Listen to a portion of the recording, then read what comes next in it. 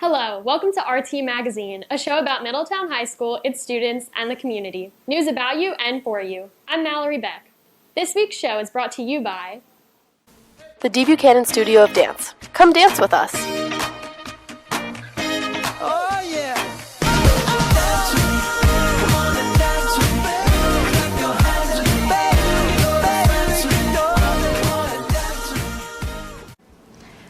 Good morning, I'm Erin Cady. In this week's show, Gabby Pieklo clues us in on some of our town's happenings and construction, as well as interviews some MHS students who are capturing moments and pursuing their passions. Spencer Mawazid gives us a recommendation for a show that is out of this world, and Ryan Lawler, Ethan Mullican, and Patrick Velez test out a one-of-a-kind product for the first time to see what all the hype is about. Back to you, Mallory. Thanks, Erin. Starting off our show today, Gabby Pieklo and Burgess Miller discuss plans for the Franklin Commons, Middletown's new townhouses on their way this coming spring. Let's take a look. If you drive on Franklin Street, you might have seen the construction going on next to the Middletown Apartments. Burgess John Miller tells us about the new development coming in. The name of the development is going to be Franklin Commons. That's the name of the little 18-unit development that they're putting in there. I think it's going to be a nice addition to the town and providing some housing that is needed. We don't have a large inventory of what many people call affordable housing or workforce housing. So I think these will be moderately priced and allow for there to be some workforce housing for people with moderate and middle class incomes. The Burgess explains the new addition and how it will benefit Middletown. A lot of times when these things happen, people need to understand that that land is already there. It's already zoned for that purpose. So when somebody comes to us and says, I would like to put some homes on there and the land's zoned for that, we are not able to just say no to that. So what we can do is to mitigate or lessen the impact of that. So instead of having 3 or 4 more apartment buildings, we settled on 18 townhomes, which they're referring to as condos, but they're really townhomes. They'll basically be 3 stories, but one is the garage underneath, and then 2 stories of living space above. There is a need. We find that there are a lot of people looking for housing. These will be for sale, but we have a lot of people looking for homes that are less expensive than some of our single-family homes, and also looking for apartments and places to rent. But as I mentioned, these will be for sale. So I think it will be an attractive addition to that densely populated area already with apartment buildings. And there will be greater, easier access onto Franklin Street from Broad Street, that section of Broad Street there, allowing traffic to move down to the Parkway and out and not necessarily come through town. He tells us a little bit about the developers. The developer is Verdant.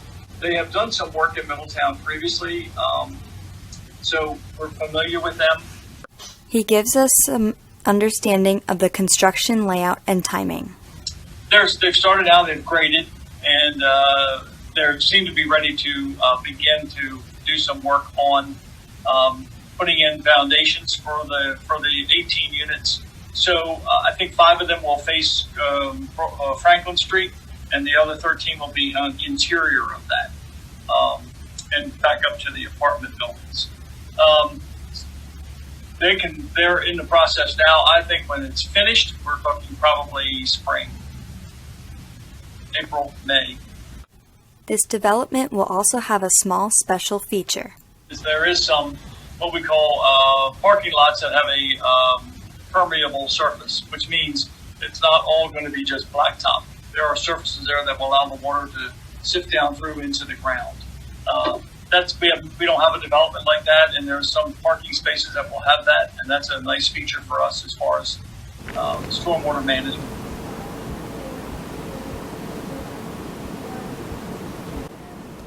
We all know that MHS is filled with talent in so many different areas. Today, Gabby Pieklo highlights one genre of art in particular as she sits down with young photographers in our area and gets a feel for their passion, technique, and skills with a camera. These high schoolers are capturing all kinds of moments. Who knew Middletown was the home of so many young photographers? Let's meet a few of these talented kids. When did you get into photography? I started taking pictures the summer after 8th grade, and it kind of just started from there, and I've been going since then. I've always been into photography, honestly. I think it all started back in 9th grade when my aunt let me use her camera while I was visiting her in California, and from there I just fell in love with taking pictures of people and places and things. I think I got into photography in about 8th grade, but I really started to get into it right before 9th grade. Early last year. Most of them have taken classes with MHS. I've taken all of the high school photo classes up until Photo 3, and this year I'm doing the AP Studio Art. This year I'm taking digital photography 2, and next year I plan on taking 3, as well as I want to take AP Art. When I came to Middletown, I took a class in 10th grade photography, but that was it. The rest was self-taught. Well, I haven't taken any classes at school or anything, but my grandpa's a photographer and he's been teaching me along the way, and I've mostly just been learning from my mistakes and teaching myself as I go. They share their favorite photography or editing techniques and favorite photo shoots. I can't say I have a favorite photography technique. I am really into the editing to the extreme, so I really enjoy doing the black and white for most of the image, but with a little pop of color somewhere.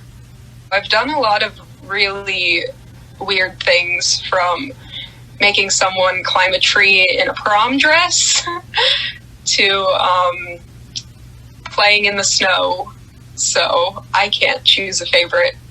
I like to take natural pictures. So what I like to do is ask people to just be themselves in a picture and just do their own thing, and it's fun to see what they come up with.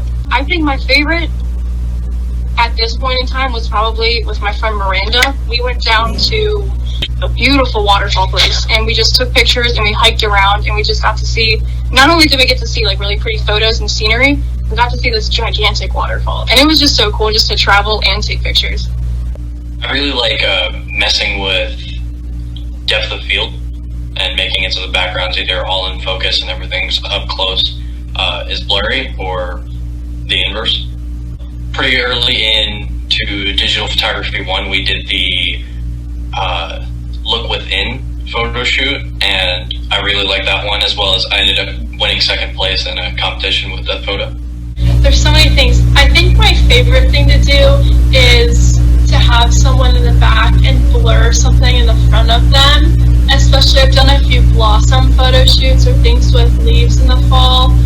I have done a few photo shoots with Abby Murphy where we've done in the laundromat and just around Middletown. Didn't you have that one in the bathtub? Yes, the bathtub photo shoot was something very new for me to try, but that one turned out really cool, and Abby's just got so many ideas for those kind of things that are super unique. All of them seem to enjoy taking portraits.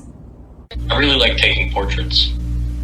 I've tried landscape stuff before with stars, and that's really fun for me too, but I would say mostly portraits. I like portraits. Definitely portraits. Finally, they share their hopes for their photographic future. I would really like to do a wedding. I've done one, but it wasn't super, super big or anything. I want to do more portraits. I've been kind of leading off portraits to go for landscapes and sky photos, I guess you could say. I don't know. I just hope to keep expanding what I've already done. Yeah, just to make it more professional, because it's I love doing already what I do, and I wouldn't change really the kind of pictures that I'm doing, but just to try to step it up a notch.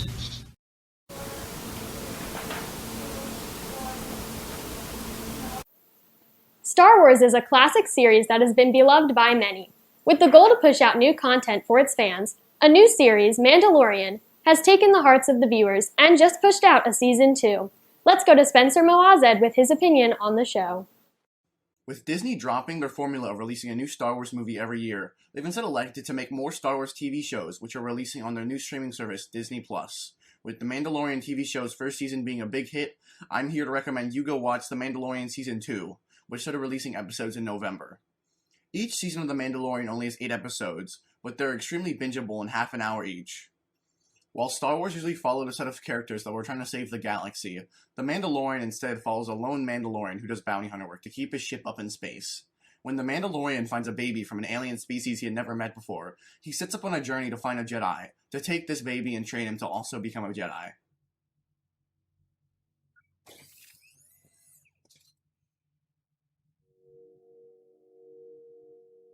Wait, they said 50 years old.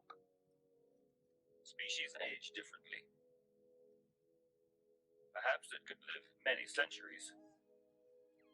This storyline differs nicely from the typical following a hero in the trilogy of Star Wars movies, making this a much nicer deviation from the movies while still fitting in the same universe. With an appearance from a character from the original trilogy, Boba Fett, and with appearances from popular characters from the Clone Wars TV show, like Bo-Katan and Ahsoka Tano, the second season of The Mandalorian will definitely introduce something new to the story. I, like many others, look forward to every Friday for the new episode of The Mandalorian to come out.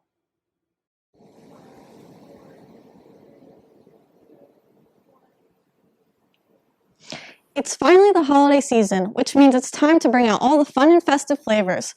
With the acquired taste eggnog has, it's up to Ethan Mulliken, Patrick Velez, and Ryan Lawler to collect an opinion for themselves as they try out a few different brands with non-alcoholic options. Let's dive right in and see what they think.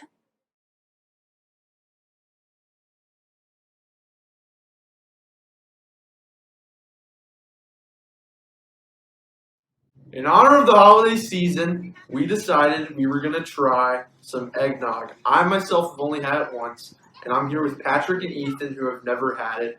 So we're going to go ahead and try some eggnog and tell you our really first thoughts. So let's go try it.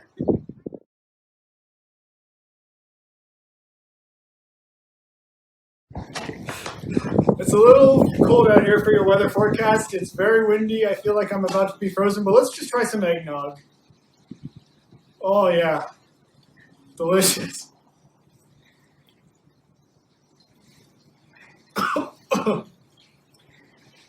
Okay. Initial thought. It's very creamy. Not a bad taste, but I don't know how to describe this. This is a feeling I've never had before. Oh. We're just going to keep going. Oh. I'm going to give that a 7 out of 10 at best. Could be better. Oh. Alright, I've never had eggnog before, and I heard it's pretty gross. Let's try it out here. It looks disgusting. It smells okay.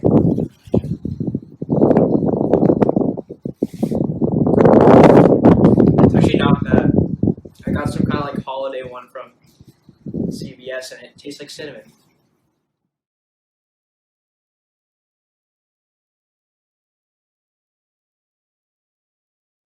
So I'm going to go try this. This is Turkey Hill.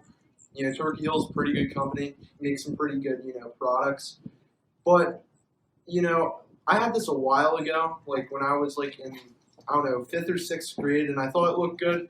I really didn't like it, but we're going to try it again, and, maybe my taste has changed since then. So, here we go.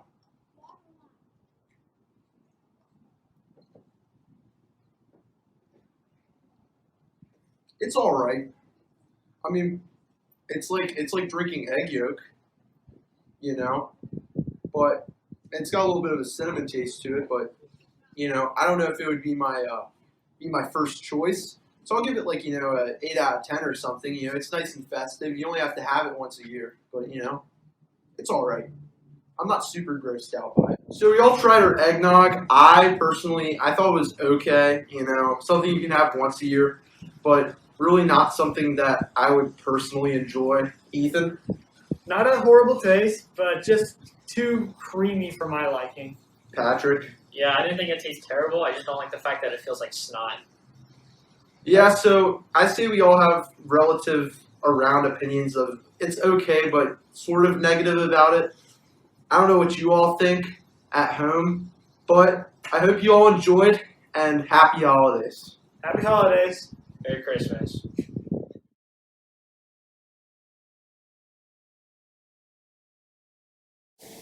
That's it for this episode of RT Magazine, part of the Roundtable's multimedia experience. Thanks for watching. You can find all our episodes on mhsroundtable.com, or you can download our app, Student News Source, for access to our articles, videos, and podcasts. Have a great week.